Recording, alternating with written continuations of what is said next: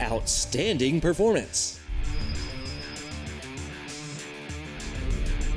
an undeniable presence, and some other stuff.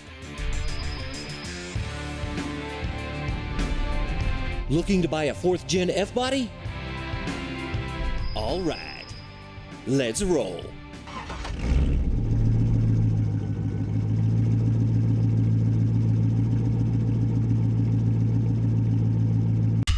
Oh yeah, here we go.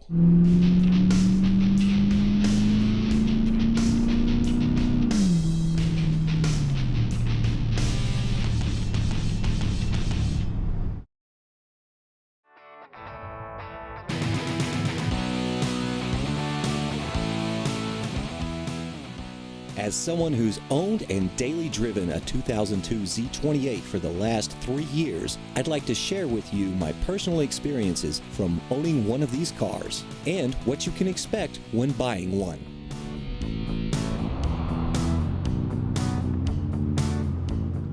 Let's start with the outside of the car, the first thing you or anybody else sees.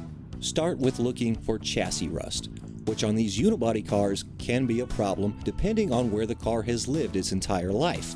If the chassis is rusted beyond the point that you don't have the money, the time, or the resources to repair it, it's time to find another car.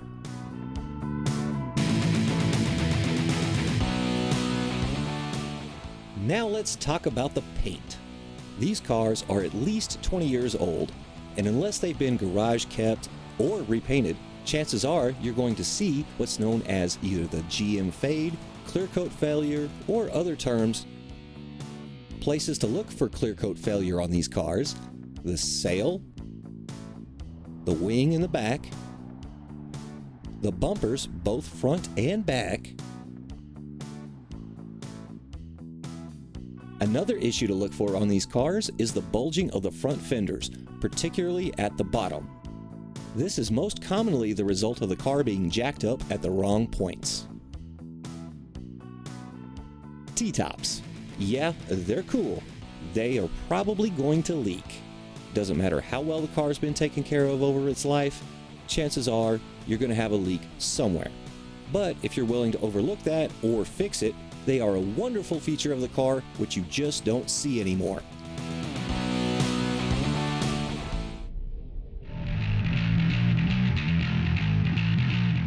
It's interior time.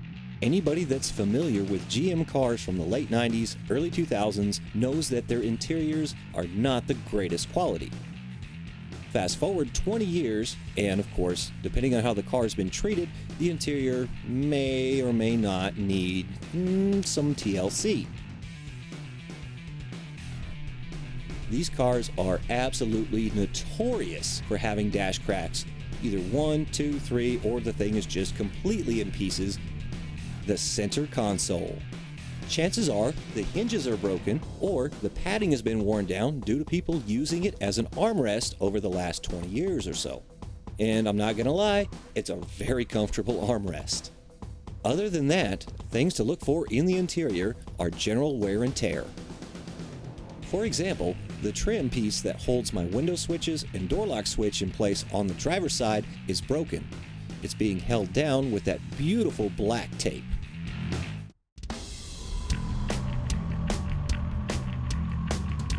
Let's talk about the powertrain. There were different engine options between 93 and 02. 93 to 97 had different V8 and V6 options. 98 to 02, completely different engines. If you're looking for a nice daily driver that hasn't been beat to hell, then maybe a V6 option is what you want.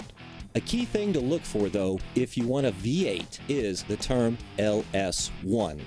That particular engine was available in the Camaro, Firebird, and Corvette from 98 to 02. Now on to the stuff that matters: horsepower and torque. Depending on what sources you read, watch, or listen to, you could see anywhere from 305 to 325 horsepower, anywhere from 340 to 350 foot-pounds of torque depending on the engine RPM, which is not bad for starters.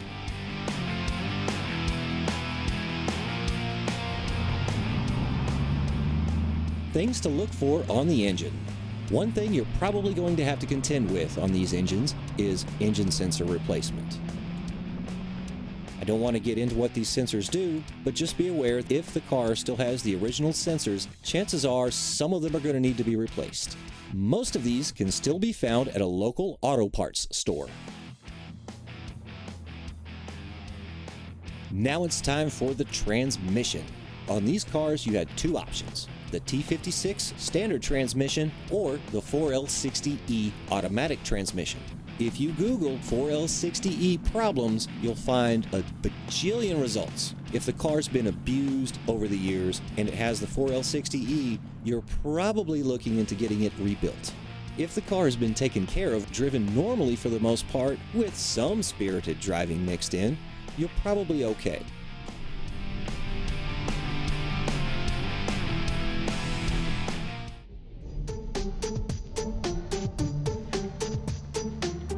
The RPO sticker. On General Motors vehicles, there's a sticker located somewhere on the car that tells you every option it came with from the factory. In the case of 4th Gen F-body cars, that sticker is located on the backside of the driver's door. When you're looking for a car, if you have any doubt what it has or what it came with, if that sticker still exists, that's the key.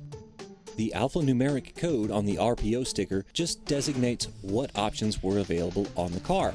There's no subliminal meaning to it whatsoever, so if you're trying to decipher that into something, for example, LS1, that's all it means. It doesn't stand for long stroke or anything like that. It's just the code assigned to that particular engine. Same thing with the Z28 package. It doesn't mean anything other than a performance package assigned to the Camaro.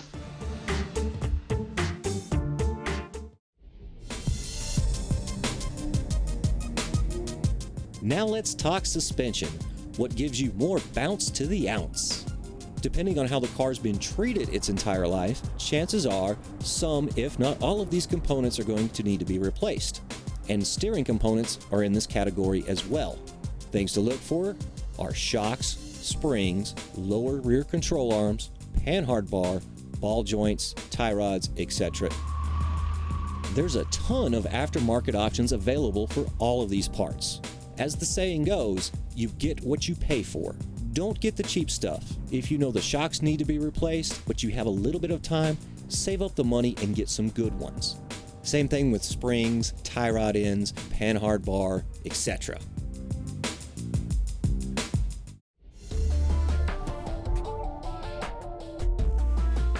Let's talk about brakes.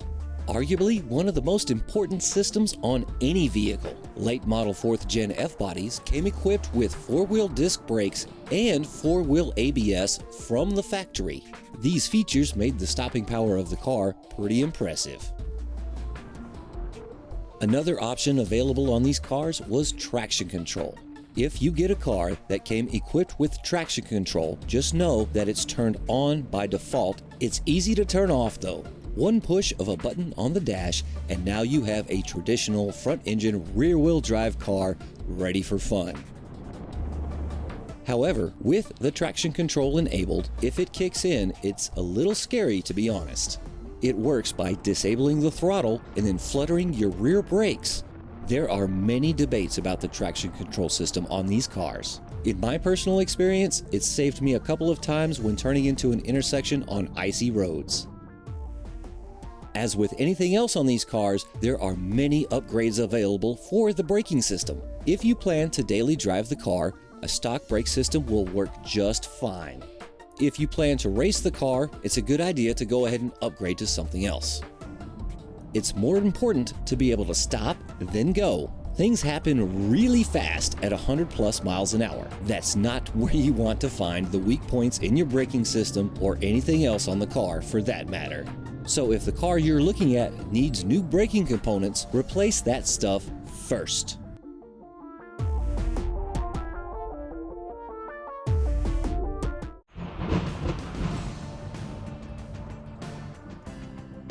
Oftentimes, you'll hear that front-engine, rear-wheel drive cars are not good in moisture, albeit rain, snow, or ice.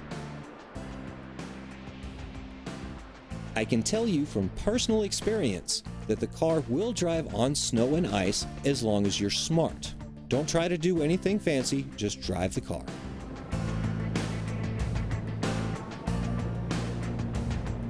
Driving the car in water, not a good idea. Ask me how I know. These cars are not surfboards.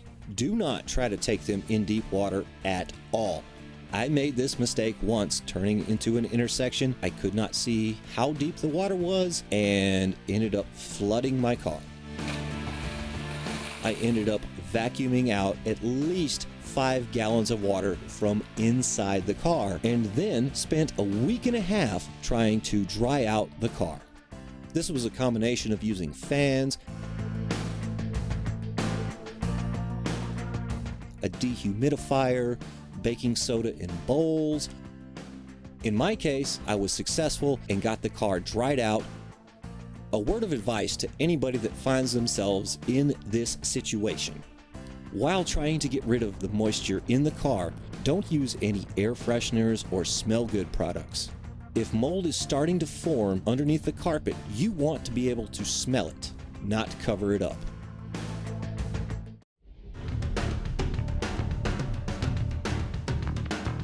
So many mods. It's ridiculous for these cars. Both the Camaro and Firebird have a huge aftermarket support. There are a ton of brands and options available depending on what you want to do with the car.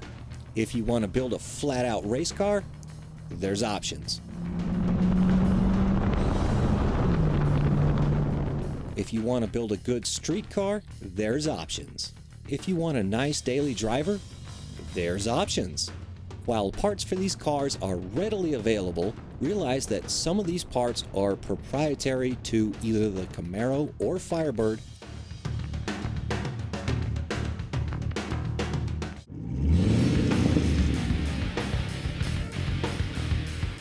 If you're buying one of these cars, build it how you want it. The possibilities are endless. You can make the car whatever you want. As the old adage goes, speed costs money. How fast do you want to go? There aren't very many of these cars left. If you can find one in your budget range and a project you're willing to take on, these are great cars. These cars were meant to be driven.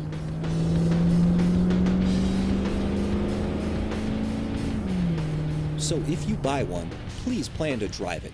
Don't store it in a garage. Let it be seen by everybody. Let it be enjoyed by you. Whether it's a Camaro or Firebird, you will get looks wherever you go.